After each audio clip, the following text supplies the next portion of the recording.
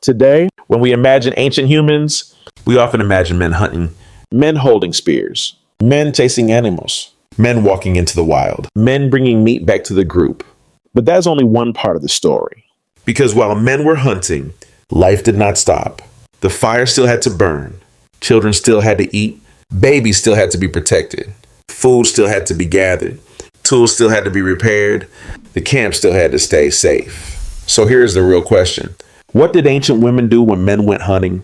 Were they just waiting? Were they helpless? Were they doing nothing? Not at all. Ancient women were extremely important to survival. In many ancient groups, women helped keep daily life alive. While some men went out to hunt large animals, women often stayed closer to camp. But staying near camp did not mean doing less. It meant doing many things at the same time. Ancient women were caregivers, food gatherers, fire keepers, tool makers, clothing makers, teachers, protectors, and survival planners. The first important job was keeping the fire alive. Fire was not just useful, fire was life. Fire gave warmth. Fire cooked food. Fire kept dangerous animals away. Fire gave light at night. Fire dried wet animal skins. Fire helped make tools. Fire made the camp feel safe. If the fire died, life became much harder. So when men went hunting, someone had to watch the fire. Ancient women may have added dry wood, moved hot stones, protected flames from wind, carried burning embers when the group moved, and made sure children did not get too close. A small fire could decide whether the group stayed warm or froze. So keeping fire alive was not simple housework. It was survival work. The second major job was gathering food. Hunting was exciting, but hunting was not always successful. Sometimes men came back with meat. Sometimes they came back with nothing. A hunt could fail because animals escaped. The weather changed. The hunters got injured, or the group could not find prey. So ancient people could not depend only on hunting. They needed daily food from plants too. Women likely gathered berries, roots, nuts, seeds, fruits, leaves, eggs, shellfish, small animals, honey, mushrooms, and edible plants. This food was extremely important. In many places, gathered food may have provided a large part of the daily diet. It was more reliable than a big hunt. A deer might be hard to catch, but roots, nuts, and berries could often be found with knowledge and patience. This means ancient women were not just helping. They were feeding the group, but gathering food was not easy. A woman had to know which plants were safe, which plants were poisonous, which roots could be eaten raw, which foods needed cooking, which berries caused sickness, which mushrooms could kill, which plants helped with pain, which leaves could be used for wrapping or cleaning. This knowledge took years to learn. A mistake could poison the group. So ancient women had to be careful observers. They were not only gatherers, they were walking libraries of survival knowledge. Another important job was caring for children. Ancient children were not sitting safely inside a house. There were no locked doors, no safe bedroom, no daycare, no school. Children lived near fire, stones, insects, rivers, animals, and sharp tools. Babies could not protect themselves. Toddlers could wander away. Older children needed to learn survival skills. So ancient women had to watch them closely. A mother might carry a baby while gathering food. A grandmother might watch children near the fire. An older girl might help hold a younger child. Children learn by watching. They watched women gather plants. They watched them prepare food. They watched them clean skins. They watched them make baskets, cords, and tools. This was ancient education. There were no classrooms. The camp was the classroom. Daily survival was a lesson. And women were often the teachers. Ancient women also prepared food. If hunters brought back meat, it still had to be processed. Meat did not magically become dinner.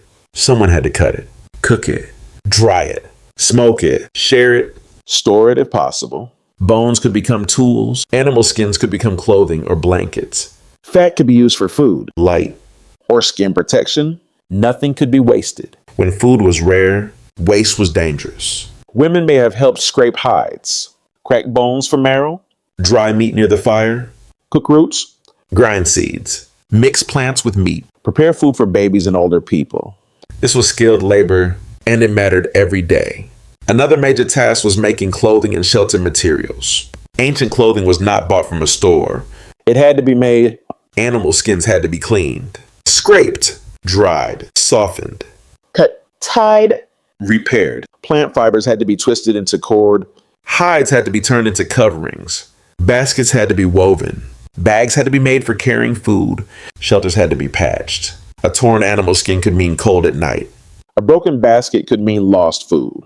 A weak cord could make a tool fail.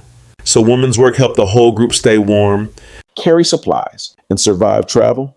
They also made and repaired tools. Ancient tools were not only spears and stone blades, There were digging sticks, scrapers, needles, baskets, carrying bags, grinding stones, cutting tools, clothing ties, baby carriers, water containers, food containers, fishing tools. These tools supported daily life. A spear might bring meat.